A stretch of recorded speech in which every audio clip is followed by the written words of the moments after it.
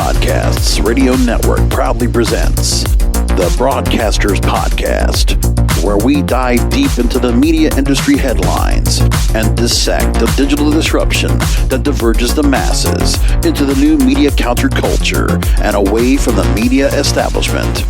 Here is the king of podcasts. We're going to get started on Payola this week as we start episode 210 of the Broadcasters Podcast. Thanks for being here with me. Radio and Payola back in the news. Another lawsuit coming into play, which when I have to go and get back into this again and discuss the ongoing issues of Payola, which if you don't know what that is, the idea of bribing a radio disc jockey or a program director to play said record. We now have this thing going on where even Spotify is being accused of doing Payola now with what some of the methodology that you're doing right now in bringing in discoveries, ways to do discovery for new artists, because you can actually put a little bit of price down to go and get an artist discovered on Spotify. And, you know, we have certain things in social media that are changing that up when it comes to YouTube, having certain videos that might go viral, or TikTok videos that I might also do the same thing. Plus what's being done with, say, maybe certain influencers that might be doing some of that as well. We should talk about this more. And if Payola hasn't gone away, let's just bring it up as it is. And what's fascinating to me is the fact that the radio industry still has this kind of problem. There's not a lot of new music out there that requires certain artists to go ahead and be played for a certain amount. But because of the control, we've talked about this so many times here on this program. I know that there was 3 different times back during the start of the pandemic and basically in isolation that I talked about Payola extensively, because we were starting to go through a lot of investigative stories that were being done by Rolling Stone at the time, and other publications picked up on it. And so that's one thing, if there was an even playing field for independent artists to kind of play in that Payola realm and be able to get discovered. But the problem is that it's the major labels that are playing this game while others are left in the dust. And the other ones, the independent types, they can't get their way into the charts. And listen, there's a lot of ways where there's some corruption and some finagling going on when you look at just how the Billboard Hot 100 charts and you see what methodology is being put into place. Now, I'm not blaming Billboard, but what Billboard does, they are trying to do things to kind of curb the issue of where sales and sales bundles are put into place so that certain artists can get a particular album up to the top of the charts. Well, we're not seeing it as much, because even with The Weeknd putting out his new album, Dawn FM, he did have songs that chart in the top 10, but not getting the number 1 spot automatic on sales. It wasn't anything like that. It was more about, you know, that you have to have streaming, sales, and radio is still configured pretty highly into the mix. When you look at Adele and Easy on Me still being the number 1 song in the country, because of the fact that her song has been played over 120 million times on radio. So every adult contemporary station, every easy listening station, every pop station is playing her song right now extensively. If I look at what MediaBase puts out there, at the moment, they still have Glass Animals now as the most played in top 40, and Adele's second. But if we look at Hot AC, it's Adele by a mile. If you look at adult contemporary, it's also Adele by a mile. Just where they are with things right now. So we want to get into the story of what's going on now with a lot of notes that are being made about Rolling Stone and what they've talked about this. Now, let's get into the current story, because we should talk about that first before we get into the importance of what this means and what's going on again.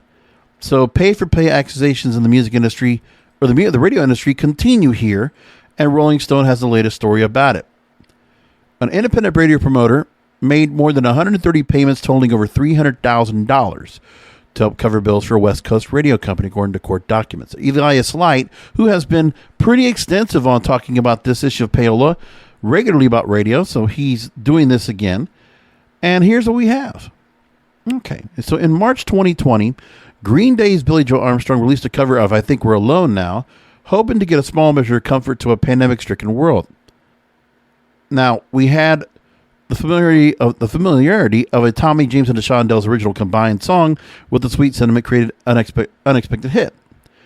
And it did crack several Billboard charts and also got radio play in the rock and adult top 40 formats. That May, Steve Zapp, an independent radio promoter, texted an employee at a station he has worked with to reduce the single's play count. Quote, "I hate to do this, but Billy Joe needs to go down," Zapp wrote. They said they aren't working it. Apparently reading the record label wasn't actively pushing a song and not paying bills. If we take down, let's see if all of a sudden they're working it. Based on a later follow-up text from Zapp, this tactic appeared unsuccessful. Billy Joe down, and they never paid a dime. In 2020, Rolling Stone obtained a trove of Steve Zapp's texts, several of which explicitly refer to payments in money or goods to radio stations in connection with airplay. Zapp vehemently denied any wrongdoing, acknowledging in a statement at the time that he had channeled certain promotional support, he says, quote unquote, to one radio station, but insisting that support wasn't linked to spins and his operations were above board. And last year, a court battle between other players in the radio industry unearthed documents hinting the large amount of money that can move between Zapp and stations he works with. Thus, the $300,000, and then the fact that he had been paying a budget set of $200,000 annually for 3 radio stations for several years running. Bay Area's KREV, Palm Springs, California's KRCK, and Las Vegas's KFRH. On behalf of his companies and Art Beats, Zapp said in a statement that he did not, and never will participate in Payola, and maintains full compliance with the FCC and regulations of the record industry. He also went on to call Rolling Stone's previous article describing his business practices recklessly misreporting and unsubstantiated hatchet job reporting. So independent promoters like Zapp are a long-time feature of the radio landscape. Some of the music industry like their role to consultants or lobbyists. Third-party boosters hired to use their connections to persuade program directors to add songs to playlists or give them spins. Yeah, lobbyists. I mean, because of the fact they're just finding another way to go ahead and, funnel the money in or funnel something of value to a radio station, sure, that could very well be happening. And who knows if they're not doing anything where they're using, hedge, like other companies, like, blanket companies that do something else. So they're bridging it up from one to the other, something offshore. Who knows? I wouldn't even know if it would be that case, but I won't be surprised. Now, following the New York Attorney General's office, they investigated the radio industry in the 2000s. In a different view, they were looking at the middlemen and listened to act as conduits for delivery of the label's promotional support to radio stations and help perpetuate the fiction that this support is not actually being delivered by the labels in exchange for airplay. Well, I remember these type of middlemen, but, we didn't have that issue when I was in college radio and I was doing with mixtape or with a mix show record promoters, because I had some that worked. And, I remember one guy I had at the time, what was it? He was doing everything Universal. And I remember it was a tip off to somebody else that had set me up with that person. And I remember getting product from him from everything Universal. And, he was very serviceable. A lot of records, got some CDs, full albums, things like that. What I would need to kind of work things off. But, we really, all I did was just report. And he just sent product over. And just basically a call like once a month, and that was all it was. But I can only imagine the calls that were being done when you're a station of real stature and you have real audience out there. And this is before the internet becomes a great way to go ahead and download music and listen to it on a device. You were still so reliant on radio in the 2000s. Which is why at that time, there was still something to be said about where radio was quite a bit of an industry that for some music disc jockeys, they could be in there, or program directors, and they could still find a way to go and get some music out there because they still had some autonomy. Because in the early 2000s, the radio stations were still getting acquired, but the real stranglehold of corporatocracy had not come into play yet. It really didn't come in so much until about 2000, actually right after 9/11. Was really when things just kind of what there were. But actually more than that, if you really want to talk about the real stranglehold on the radio industry, was the unfortunate mishap in the Super Bowl where Janet Jackson shows her nipple on national television, whether it was staged or not, and we can go through all that. But regardless, Howard Stern would get fined. The FCC fines would go up to $500,000, and Howard Stern would be pulled off of a number of radio stations as a result of the FCC increasing their fines to such a ridiculous amount, 10 times more than it ever was, for any violation. And when things like that happened, there was a real crackdown on anything going on radio. And that's when you really started feeling like stations were putting in more syndicated programming, more homogenized programming from other markets, and voice tracking became much more prominent because you could just control one or two people running a bunch of different stations, running the same format of music, running basically the same show, which is where we're seeing the nationalization of radio now that we talked about last year on the program with Odyssey and with iHeart Radio and what they're doing. Well, independent promoters were not initially embroiled in a dispute between a slew of radio labels and the three stations that were under Royce International Broadcasting. A judge put owner Ed Stoltz's stations in the hands of a receiver, a third-party custodian with extensive media experience, after a jury ruled that Royce Broadcasting failed to pay licensing fees for some of the music it played. And as a receiver, W. Lawrence Patrick prepared to arrange a sale of these stations. He dug into operations and discovered they had been getting sizable payments from Steve Zapp. Patrick tells Rolling Stone, quote, "If I were on the stand, I would say it appeared that Steve was influencing what songs were being played on the radio because he was paying their bills." Stoltz was having Steve pay most of the bills that stations were incurring. So these were underperforming stations or just stations that were being mismanaged. Who knows? But they were struggling to get their bills paid. And this deal with Steve Zapp helped these stations to go ahead and stay afloat.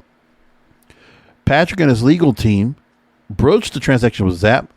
The promoter claimed that this arrangement came because Stoltz threatened to refuse to play any of Zapp's client songs on the stations without payment. So yeah, it's amazing that Steve Zapp decided to go this route. These stations, you have to play our music. And that he was being bribed or basically blackmailed, more or less, to play said songs that he was responsible for getting pushed out on the air. Why these three stations were getting so much money from him like this, or where the money came from, was really amazing. And did it really do a lot for the artist to get those stations to go ahead and play his music, and that would eventually create a groundswell of support for music from these artists that Steve Zapp represented? That Royce International Broadcasting stations and these three markets were going to be enough to really break a record? And would there really be a return on investment on that? I don't know about that. Now, Royce Broadcasting offered an explanation different to the financial arrangement for Zapp. Quote, "The status of an independent promoter in the industry is to serve as a contact point between a programmer and the industry. And that programmer then provides a listing of the musical performances that are played over a given station in that week." Yeah, you report, which is what I did. Stoltz said this in court, by the way. Rolling Stone read the statement to a label promotions executive, and the skeptical response, they didn't name who this label promotions executive was, but, quote, "That's not definitely the whole story. No label needs to pay an individual to find out what a station's playing. There are monitoring services that do that digitally, and they can probably subscribe to those." Adds another radio and record industry veteran who has experience with independent promotion practices. In a normal relationship, the label or artist manager would pay a promoter for their service, and the movement of money ends there. It's just work for hire. If money is making its way to a radio station or vendors in that station, something very different is occurring. In that case, the promoter here actually has an exclusive relationship with the radio station. The promoter inserts itself as a gatekeeper between the station and the label and charges for access to the station's airways. And for the fact that, if it was me, I wouldn't want that kind of influence at all, and I wouldn't care about the money coming in for it. If I can't pay the bills doing the programming that I do right now, I shouldn't be in radio, and I shouldn't be an owner. That's what it comes down to. So this all smells bad when you look at it. So Patrick and his lawyers did not buy the explanation from Stoltz. They pressed the owner with follow-up questions, asking Isn't it true that Steve Zapp is paying bills or infusing cash in your company in exchange for airplay of songs that he is promoting through his company? And Patrick said, absolutely not, according to Stoltz. And if you would look at the rest of the story that we had before about the things that the texts that were out there about what he was asking for and what he was paying for, that's all into the links that you can look over on the website, broadcasterspodcast.com. And there you go. The radio press, except for the Broadcasters Podcast and maybe some others, all but ignored Rolling Stone's report on Zapp's messages. No, you're at Rolling Stone. I actually talked about it. I can show you where I did. Who knows? Maybe I'll just go and look for it, and I will go ahead and find it for you, and I'll just drop it into the show description to let you know that I talked about it back in 2019. Or 2020, rather. Zapp said that, quote, his promotion activities on behalf of various record labels and musicians are standard in the industry and completely permissible. When Zapp's name came up multiple times in court documents, filed in the Stoltz brouhaha, allaccess.com, which did not reply to a request for comment, initially wrote an article citing the promoter by name. Patrick changed that Stoltz lied about payments for promoter Steve Zapp and that Patrick has characterized as Payola/Plugola. And then Zapp's name was later removed from the article, replaced with a promoter. Radio kind of taking care of itself. No wonder people are not in here at all talking about what's going on with the radio industry, or are you really wanting to work with the radio industry when it comes to anything? Well, this was why Spotify and, Pandora and Amazon Music and YouTube Music and others are controlling the market. We had the stats about that last week. Talking about, actually, there's new stats that came out this week about that. Let's go and bring that up real quick. Well, actually, this is another story I'm going to bring up. But either which way, I talked about that last week about the level of streaming versus radio and where an older audience is now streaming more than ever. Actually, no, I should say that. That there are some things about how the market is changing because, number one, streaming, there's more older catalogs that are being listened to when you're streaming as opposed to new music. But then also they're learning about that the audience listening in now more to streaming is more than ever.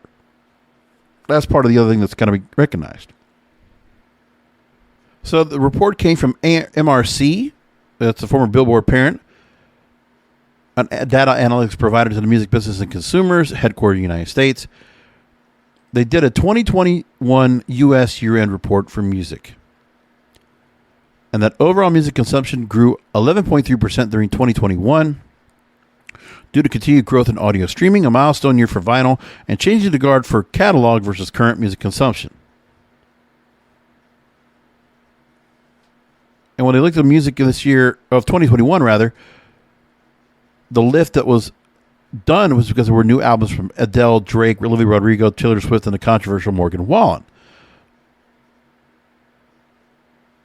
They also noticed that since MRC has been tracking streaming music since 2008, the audio streaming of current music that's released less than 18 months ago, has declined, leading to a significant release in catalogs share of the audio-on-demand universe with 70% in 2021 compared to 65% in 2020. And that's also because consumers are reconnecting with old favorites and discovering them for the first time through platforms like TikTok. So there's that part to go and consider. Thought it was a very fascinating story on that. But this is all part of a larger story anyway. I mean, I have tried to listen to the radio industry, and honestly, just this at the end of the year, just the week of Christmas, I totally decided, you know what, I am more or less feel like I'm just abandoning radio more and more, and it's a shame because it was something I really lived with. But, as musical taste and, habits change, and that's what happens. Technology forces the change, as we know. We're streaming more than we're watching cable or network, and I'm streaming more music than I'm listening to it on the radio. Radio is just another antiquated service, but it doesn't have to be. Because when you think about it, radio, when you're sitting in your car, and I really think about this, that I'm sitting in my car, and it would be so easy to continue to do what I did years ago, where I would just go ahead and turn on the radio, find whatever presetted AM/FM station I want, and just listen to it. And tolerate the commercials, because I had good banter from good disc jockeys that knew what they were doing. They had a good familiarity with the music, and the music selection was good. And the way they programmed it was pretty well set. But the music now, even in the MRC data, they talk about current music up to 18 months old. Top 40 is so inundated with gold recurring hits. When you're hearing now that in a lot of contemporary hit radio stations, they're playing lots of music that is as much as 20 years old. I mean, they're not afraid they're going to do that now.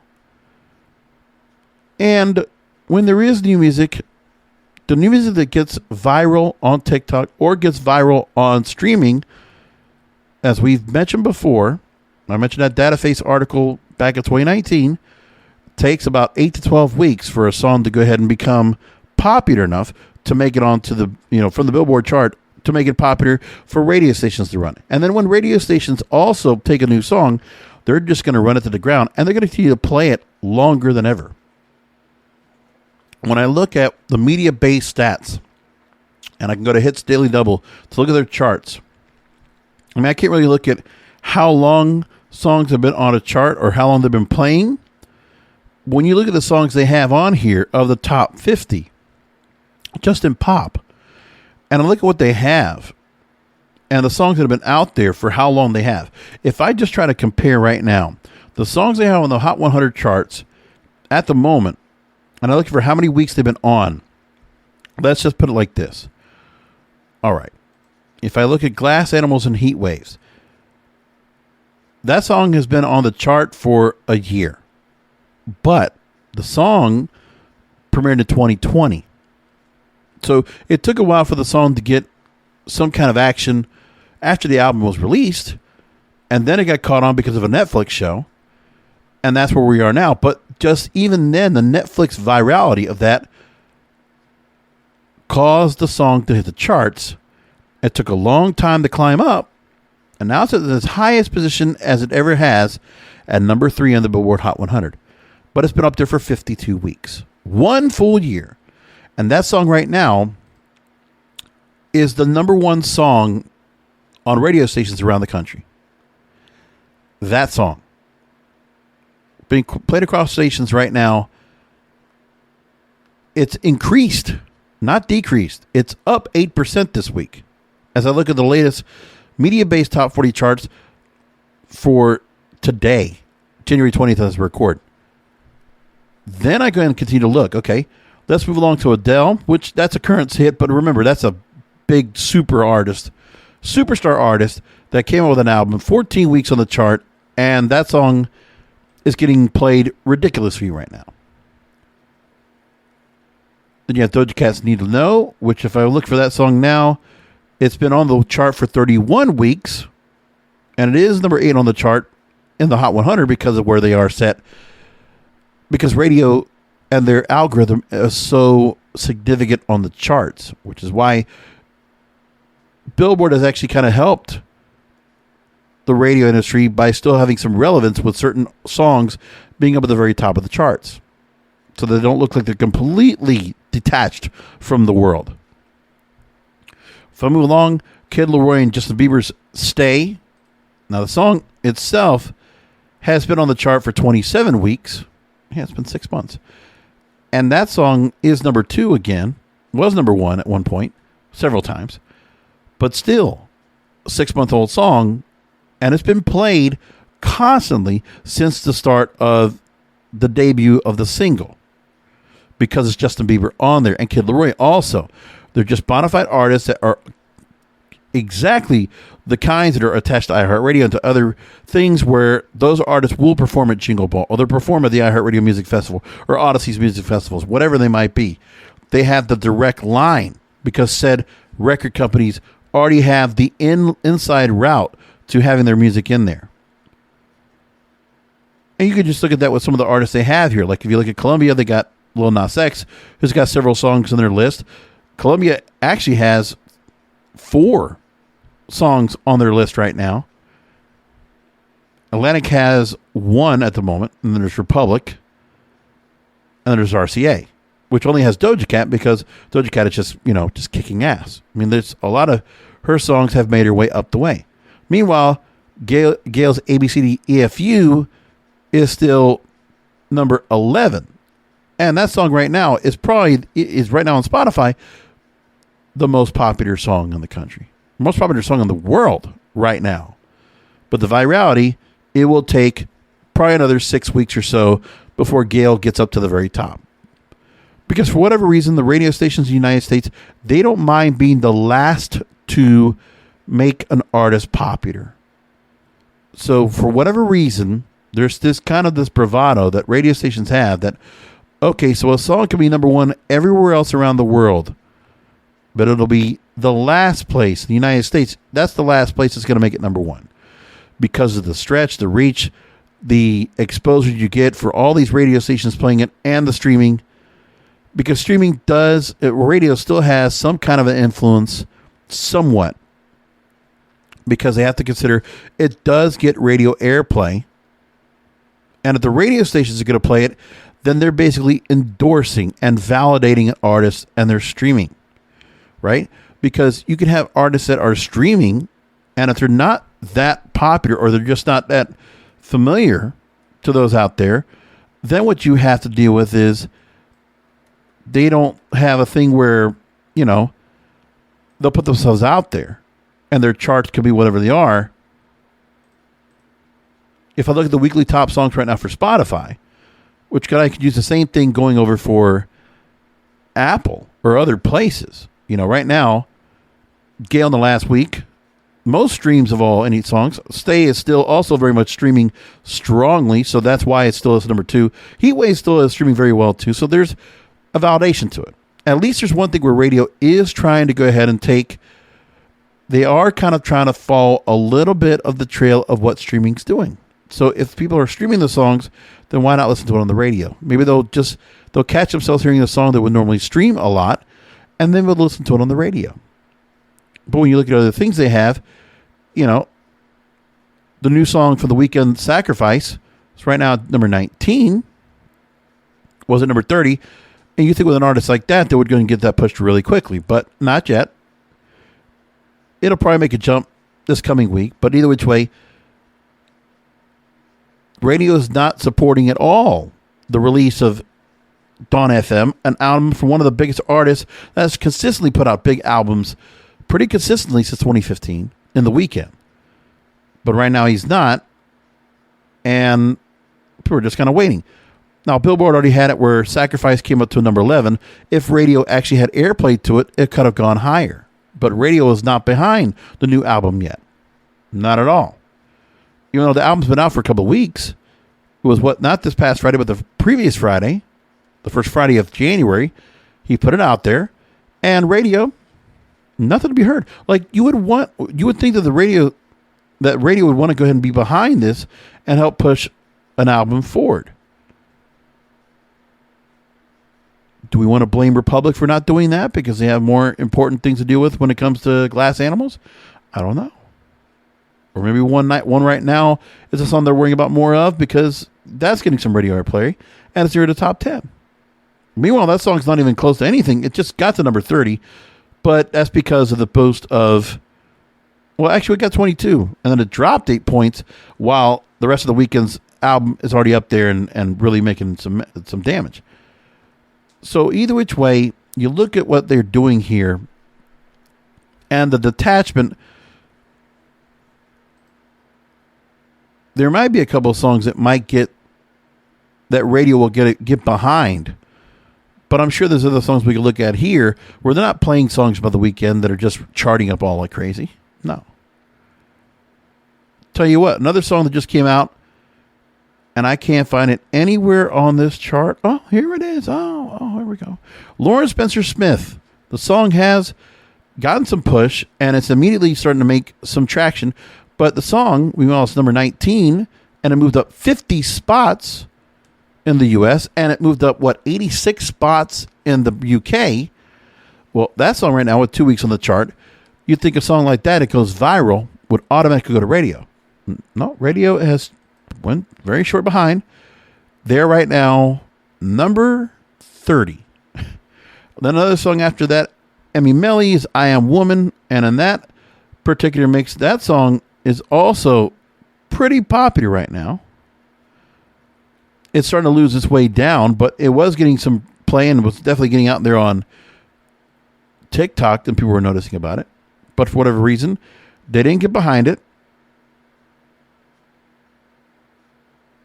And now as you look, I Am Woman is 31, way down there. Oh, let's look at Katy Perry's brand new song. Katy Perry not even getting any play right now. She's got a song that's at number 32 on media base. So stations are not playing this. They're playing it probably like at late night or just somewhere randomly on some other small teapot stations that always play kind of a fringe format or enterprise format, as we've heard it called. That's what they're trying to do now. I could go on for this for hours, but I'm not going to, because there's other things to talk about. I want to talk about my second major story I want to talk about this week, and that is Google radio ads. I remember, I'm trying to remember how long ago it was where we had this, but Google gets away with it, man. Google radio ads. And that was something that iHeart Radio had set up. So in the story, Texas Attorney General Ken Paxton actually filed a lawsuit Wednesday and talking about how on-air products, if they have ever endorsed products they have never even used. And Google accused paying iHeartMedia on-air hosts in the state to endorse a Google phone that was not yet on the market. And Paxton alleged that Google engaged in false and misleading practices in violation of the Texas Deceptive Trade Practices Consumer Protection Act. Google hired iHeartMedia, according to the lawsuit, on-air hosts in Dallas and Houston to record ads for the Google Pixel 4. But the phone wasn't even available, and most of the DJs hadn't even used them. According to Associated Press, the lawsuit says that iHeartMedia expressed to Google the violative nature of the advertisements. If the DJs had not used them, it does not appear iHeart did anything improper. And Google spokesperson Jose Castaneda told the AP that the company takes compliance with advertising laws seriously. They have policies in place to ensure they follow regulations. And host-read ads are very lucrative for radio stations and hosts who typically get a fee for endorsing products or services and are usually touted by the radio industry as some of the most effective forms of advertising sales to clients. And so the thing is that Google and iHeartMedia had to deal with these ads and what they were doing. And I remember seeing those when I worked at iHeartMedia, or when it was Clear Channel, but they were basically changing that.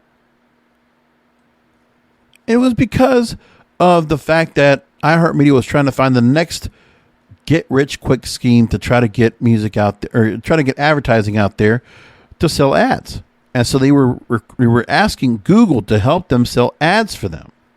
And part of it was that iHeartMedia would have wanted more money on live reads than they would have having the commercials being done. One of the things that Google did was they did have the commercials made, but the commercials were really bad. Like, they were poorly produced. They were cheap. And they were not being, and the production teams of iHeartRadio were not creating the commercials. So not being able to go ahead and charge for that, it wasn't making enough money for anybody to do that. And that's why. And they've tried to do that for a while now. But at the moment, the same kind of idea they would have had with Google Ads for their radio stations terrestrially, they found the same way to go and do that with podcasts. So they found that last year they put out a private marketplace for podcasts, and they were using the programmatic podcast and analytics platform Voxnest, which owns Spreaker. And that they offered 3 deal types in their offer: programmatic, guaranteed with a fixed price and guaranteed volumes; preferred deals with a fixed price and no guaranteed volumes; and private auctions, in which advertisers can bid on a specific curated list of shows, but without negotiated minimum pricing or guaranteed volumes. And so the idea was that they wanted to make it where host-read ads and live endorsements would still be big business for podcasters, but buyers also needed scale. There's an article I'm taking here from AdExchanger.com where they talked to Brian Kaminsky, Chief Data Officer and President of Revenue Strategies at iHeartMedia, and he mentioned that advertising the future of digital marketing. We might as well embrace it. We've been planning for a world where cookies are literally regulated to the sidelines and mobile ad IDs and other identifiers are not necessarily part of the mix. So iHeartMedia involved themselves getting invested into technology to enable podcast monetization. And when they've acquired VoxNest, they wanted to transform it into an SSP for podcasts. So it would connect with other supply-side platforms and aggregate inventory across what would become a fragmented podcast marketplace. And VoxNest already had connection with most buying platforms, the Trade Desk, Media Math, Amobi, and Google's DV360, which is what would have replaced Google Ads. Google wanted to get into play of trying to monetize the gross amount of ad inventory available. And so iHeartMedia tried to do something where they could get that going. That was the idea. Because they had all this empty airtime they could not fill. They could not fill 18 minutes an hour of programming, of advertising. And so they tried to go to Google to see, can you help us out with this? And they tried, and it failed. But now Google got themselves another way into the mix of programmatic, because it was the early part of programmatic. So, I'll give a little bit benefit of the doubt, because it was early on in the stage of trying to do this. The ads could be inserted in through the Profit software, NextGen, which it did, but now you have it where you wanted to also have it where you could do it on streaming as well, which they've now all figured out. Programmatic has now been done where it's so seamless now. So like for a program like mine, you can absolutely hear the ads in the middle or post-roll or pre-roll, whatever you want. And it doesn't slow down the streaming of the program, whether you're streaming it in real time or you're downloading the show as well. It's seamless. And it's in level and it's pretty well good quality, all of that. So Kaminsky mentioned that now they're adapting the same technology to look just across iHeart's content, including the Spreaker network, the radio stations that first run shows coming out of our studios. So that's what they tried to do. And the fact that they had tried to go and put together live reads, and that Google was able to go and get past a lawsuit, however they were able to do that. But, just it's still kind of a mark on iHeartRadio or iHeartMedia for what they tried to do, trying to make things, they're trying to find another shortcut to find their way to monetize. Can't blame them for that. And, when they have the practices of cutting out so much talent, so many employees, just micromanaging everything down to the bone, putting more work on more of their employees than ever, and not getting paid more than anything either. And then you say to yourself, okay, well then, you look at what's going on here, and we already know how the radio stations are being treated and the radio talent that's being treated there if they're not under contract. And then you look what the podcasters did, where they decided to go and unionize because they weren't getting properly paid, which they didn't realize what their radio brethren had gone through as well. But unfortunately, that was bad for them. They didn't realize the truth and what was really happening here, so that's what happens. That's what they didn't get. But they learned the hard way. And so on iHeartMedia, that still needs to try to get themselves out of debt because they're not bankrupt, but they could always get back there again, regardless of what they're doing, because, they're not going to sell stations off. They want to hold on to things. Their private equity bettors are going to hold on to them for whatever they can and make as much money off their interest as they can while leaving this company in debt. And as long as it's in debt, and things are kind of being handled the way they are, where the podcast division is what's being important, where radio almost works like a loss leader because all these stations are only getting revenue of maybe 1% to 2%, and they're just holding for dear life for political ads to come back in the fall so they can make a little bit of money back on their third and fourth quarter billing. But, all these stations aren't billing that well. We know that. It's just getting to a point. I'm surprised that the facilities have not been burrowed out yet. If they haven't started gutting those out yet pretty soon, to where radio stations might just get run by, servers in certain areas up to transmitters where they don't have to be in the same market. Eventually something like that's going to happen. It'll be like how SiriusXM has all their stations transmitted in one hub, and they could just transmit the different transmitters however they want without even being there. Something like that will happen someday. But that's unfortunate. That's where radio's going. And no one is trying to fix that. Okay, I got a whole bunch of other stories to get into right now. Let me just give you the rundown of what I have to bring up. Sportsbooks continue to spend millions of dollars on their radio advertising. In 2024, there will be the world's first space-based entertainment studio to launch. And it looks like there's a Tom Cruise space film that will be one of the ones that will be unveiled as the first studio's project. Also, Web3 and DAOs and how they can be a blessing for the music industry. I don't know what DAOs are, but we'll find out what that is next. How music NFTs will disrupt the music industry. We have more about that from Crypto News. And the future streaming and how it will leverage Web 3.0 to make media free of every end user. And also a survey pointing to big opportunities for podcasters among business-to-business brand marketers. All that coming up here on the program in the last 15 minutes. So we'll just go ahead and go rapid fire and go through all these stories for you. I'm going to take that story about podcasters first before I get into all the Web 3.0 stuff. Casted, a marketing platform that works with business-to-business marketers, they released results of a new survey of content marketers providing insight into how podcasting fits into the mix of the biggest pain points for content marketers. For podcasters, they said that 1 in 3 business-to-business content marketers think of podcasting as an effective channel. 1 in 3. Ouch, that's not much. When it comes to videos, 61% effective, and white papers, 47% effective. And podcasting lags behind because he said despite the fact that they on average take less time to produce. Brand marketers said that each podcast episode takes 4.8 hours to create, compared to 6.2 hours for videos, 5.7 hours for webinars, and 5 hours for white paper. Well, they don't know how I work doing podcast episodes because I do my research, which I spread it out throughout the week.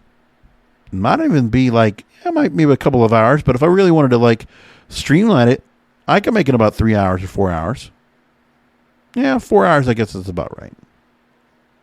Casta said also there is an enormous opportunity for podcasting since many brands already produce webinars and video series, but few are cutting those clips up for other uses such as on-demand audio listening. And there is never enough time in anyone's day, and among content marketers that is just as true. With all the responsibilities content marketers carry, including determining content strategy, Cassidy says it shows there's little time left in their weekly workload for planning and extras like podcasting. The survey shows that among the content marketers that have time to create content monthly, 45% spent their time on content on podcasts versus 72% creating emails and newsletters, 59% who spent it on video content, and 43% on blog posts. There's a whole lot more to this story, but I'm going to go just leave it right there. If you want to look for a copy of it for yourselves, take a look right there for yourself. You can go and take a look. Okay, we'll get into the decentralized Web 3.0 stuff in just a minute. But I want to take us from Deadline. Let's talk about that space studio. Not a space station, a space studio. The world's first space-based entertainment studio to launch in 2024. And SEE is unveiled the studio behind a Tom Cruise space film. So the studio is called SEE1, and it's the newly launched Space Entertainment Enterprise, or SEE. And it will dock with Axiom's world first commercial space station, Axiom Station, which is connected to the International Space Station. It will open in late 2024 and break away from the International Space Station in 2028, allowing artists, producers, and creators to develop, produce, and record live stream content. The Space Arena will also provide the venue and production infrastructure for third-party content and events. And SEE is the production outfit behind Tom Cruise's space film, which Deadline revealed in May 2020. And SpaceX is also involved with the project, which is little known apart from it being separate from the Mission Impossible universe. So this is said to be, quote, providing a unique and accessible home for boundless entertainment possibilities in a venue packed with innovative infrastructure, which will unleash a new world of creativity. That's crazy to what they're going to be able to do, if they're able to do that. That's pretty incredible. So we got a little time to go and see what they're going to do with it and what kind of movie that's going to be. But man, that should get a lot of buzz for people to really like check it out for themselves and see what that's going to be all about. I'm curious to see what it's like. Let's talk about Web 3. You know, we talk about the decentralized internet, Web 3.0, cryptocurrency, DeFi, NFTs, non-fungible tokens. We've talked all about that in the program. A story came in from the Next Web, talking about how Web3 and DAOs could help rectify music industry imbalances. So here's what we're talking about. They say in the story, for the music industry to thrive in the future, it needs to find a way to distribute revenue that properly incentivizes all participants in the ecosystem, from artists and fans to technologists and investors.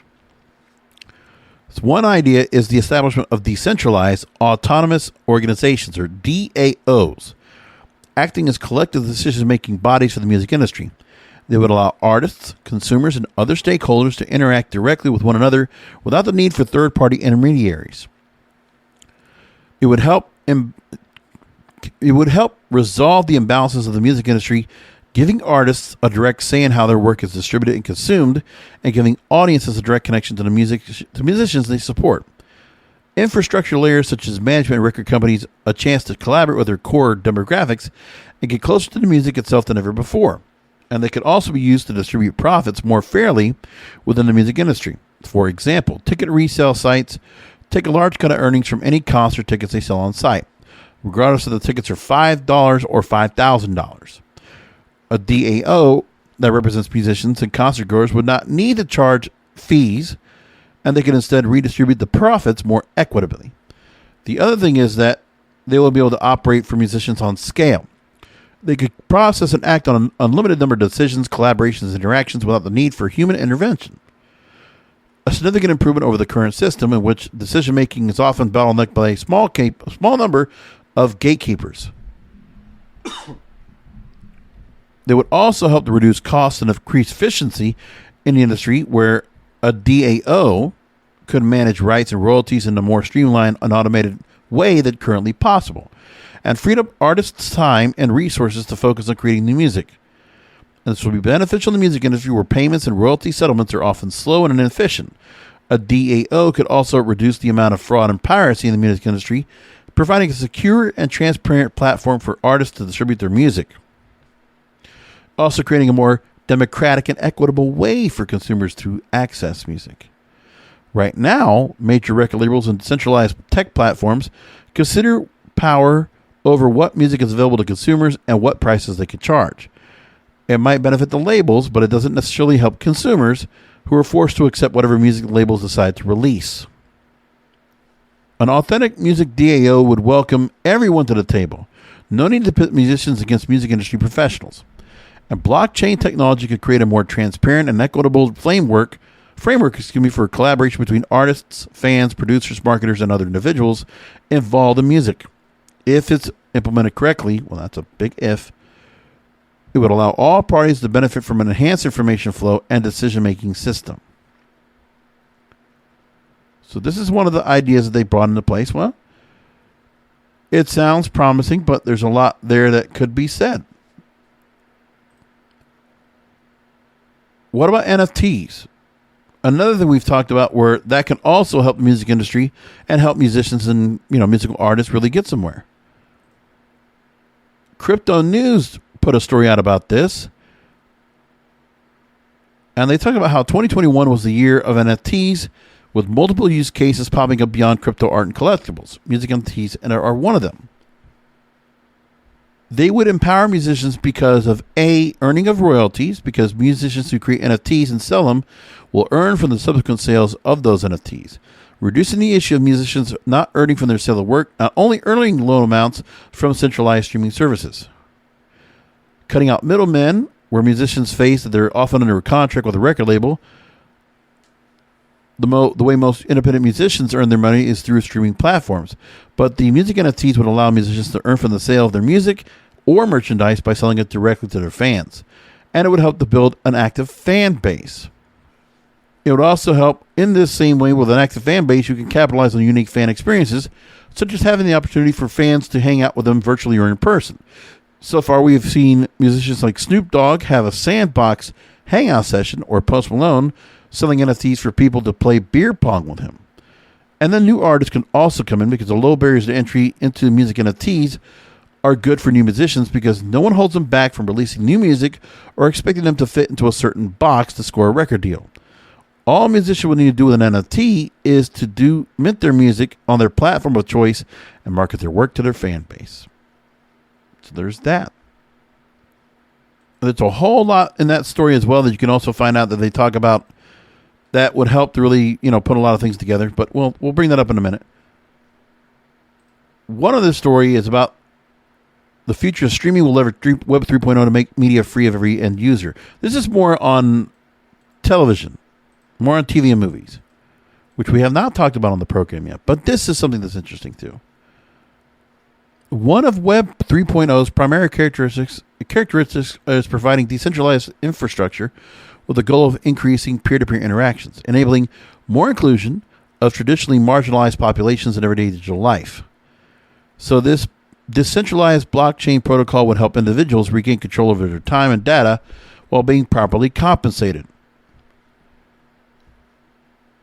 Free media would be important given the new societal emphasis on ensuring equitable access to resources for all.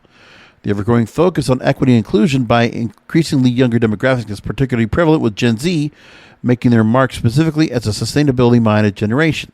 Free streaming media services provide a way for consumers to consume content on an equitable basis, ensuring the inclusion of anyone throughout the world as a member of the ever-growing global community.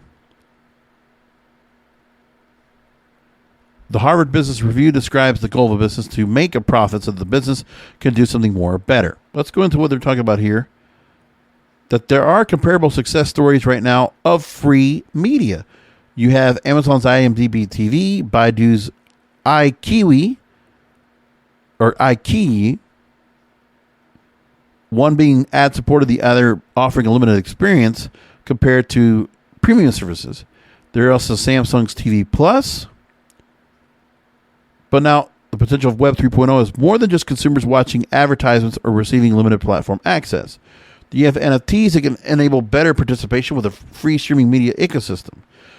In the case, users who choose to participate and interact with advertisements can be rewarded for their actions. Yeah, watch to earn or labor to earn.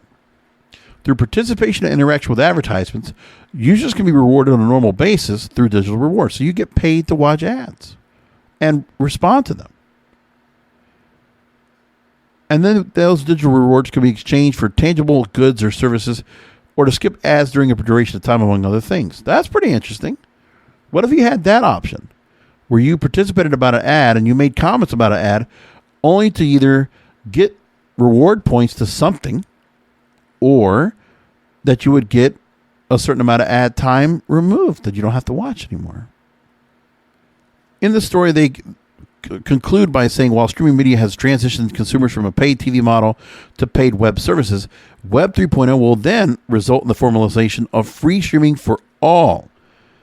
Pirate sites and other informal avenues already exist for content consumption, with these platforms typically only benefiting the illegal platforms themselves, to the great annoyance of a frugal consumer forced to click through ads and advertisers preying on clickability as opposed to actual click-through purchases. So yeah, if you don't want to go ahead and pirate content and have to go ahead and watch the pop-up ads for coming in without having a universal ad blocker, right?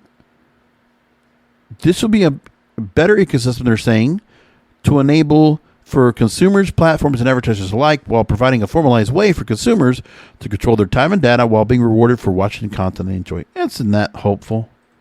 Wishful thinking. I like that. Can't complain about that too much. That's the show for this week. Thank you for listening in and watching, and catching the show as you always do. Whether it's to the YouTube channel, I know there's a lot of people that actually catch the show over there. Make sure to go ahead and subscribe on Apple Podcasts. I don't stress this enough. But I know there's more people that can get over there to listen to the show on Apple. And I also want to go ahead and shout out for those that listen to this program overseas. I didn't realize how much of an audience I have out there that has been listening to in other countries besides the U.S. Because I noticed for this program, how it works is that there are a number of times where I have programming that's out there for a different audience and it just catches on with everybody else.